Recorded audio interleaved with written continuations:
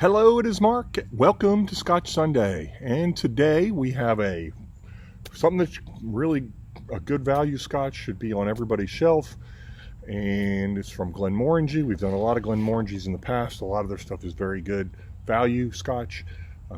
So I have a lot of Glenmorangie.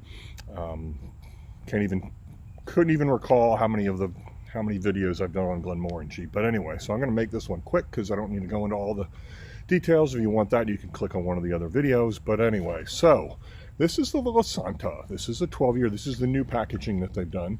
This is a 12-year-old sherry cask finish. They do it 10 years or so in bourbon casks, and then they finish it in the last years in sherry casks. Let's go ahead and open it before I run my mouth too much. So I've been really wanting to open this because I don't like to open my bottles until I like to open them when I do the videos, and so it's been sitting there. I'm like, I need to do the Glenmore. I need to do Lasanta because I really want to try some. Because it's like I said, this is like an everydayer. So, all right. I'm gonna pour that. I'm not gonna give that one a heavy pour. So, okay. So, all right.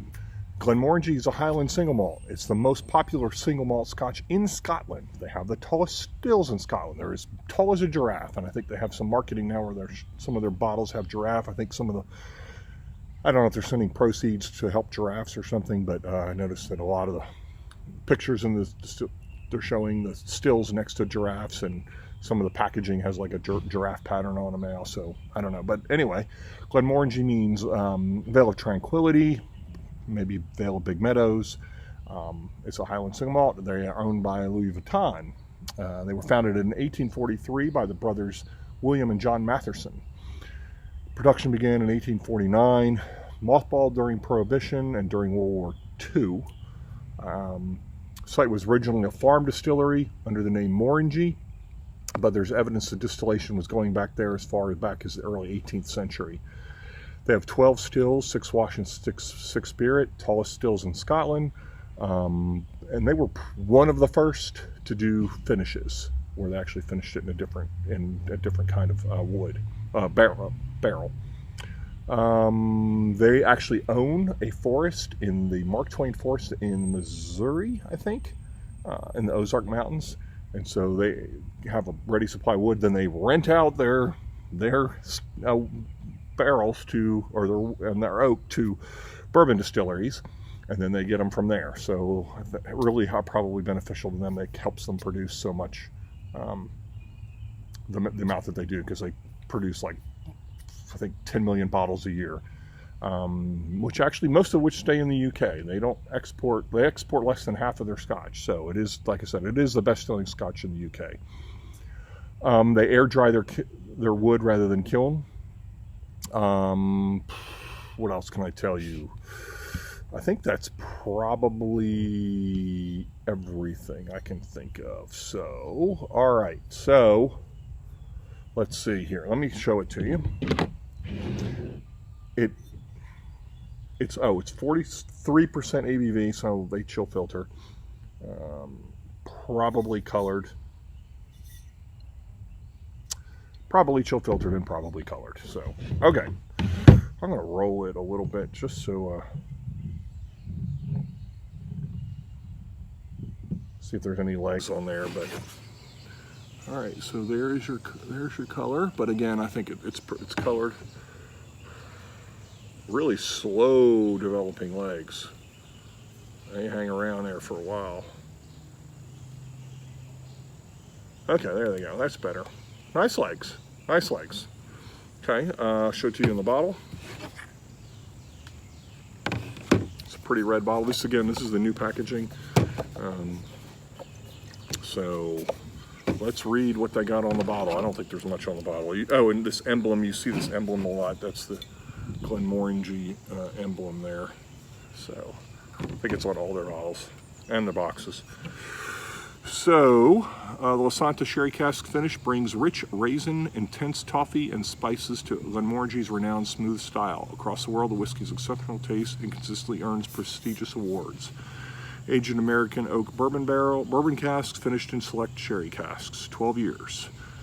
Yeah, I mean, the price on Glenmorangie is very good for a 12. You're not going to, you know, value Scotch. This is what it is, absolute value.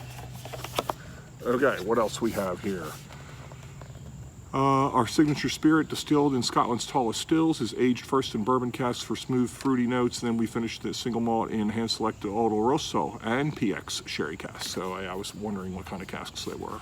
But to create a full-bodied richness and complex spice, the Lasanta, this whiskey brings a nose enriched with toffee, ginger, and dates, smooth on the palate.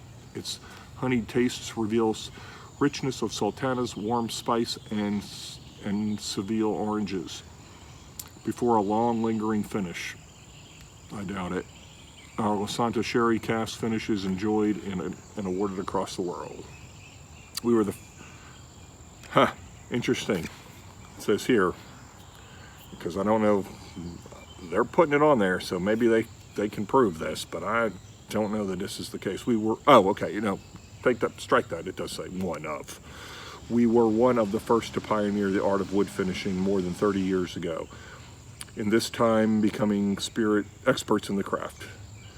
With the Lasanta, the Quinta port cast finish, and the Nectar d'Or Sauternes cast finish, we share some of the finest single malt created this way. Each of these whiskeys brings new depth of flavor and signature spirit. Discover all on the Glenmorangie.com. Yes, their core. This is part of their core line. They have the 10-year-old original, the 12-year-old Lasanta, the 14-year-old Quinta Ruban. They have an 18-year-old. Seems like they have one longer, 20-something-year-old, but maybe not.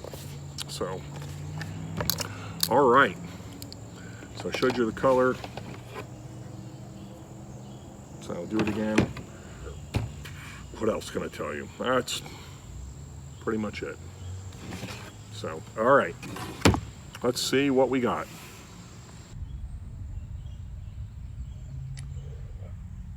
I'm getting oak.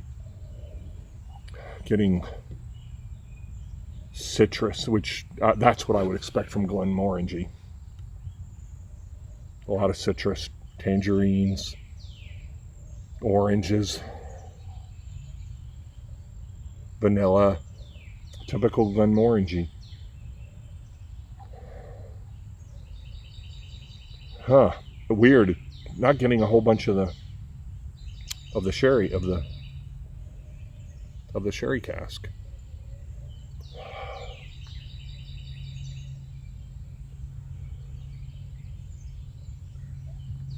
You know, I get that toffee and stuff, and the vanilla, but I mean, I get that in any Glenmorangie. There is something back there.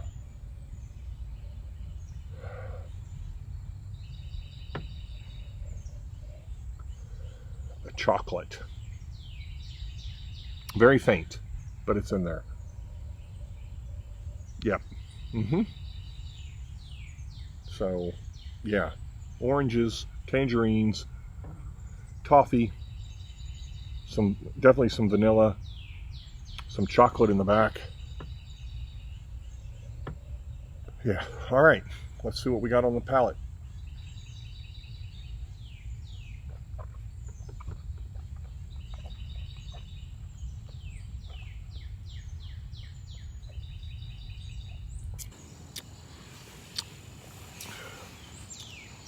Very sweet. Getting the oranges, butterscotch, butter, more like butter, buttery, sweet, very sweet. Getting some almonds.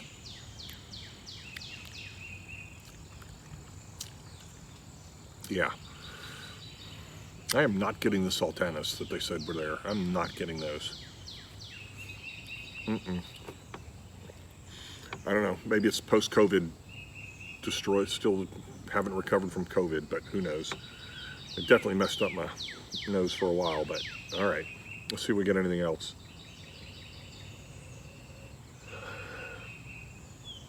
Getting a little bit more of the toffees coming through.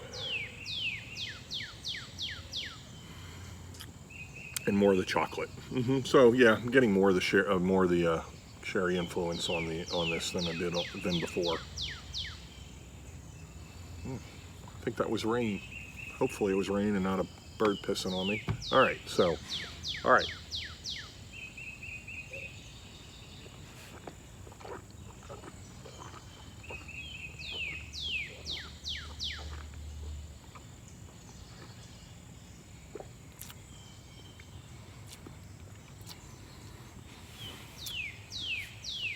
Oranges on the finish.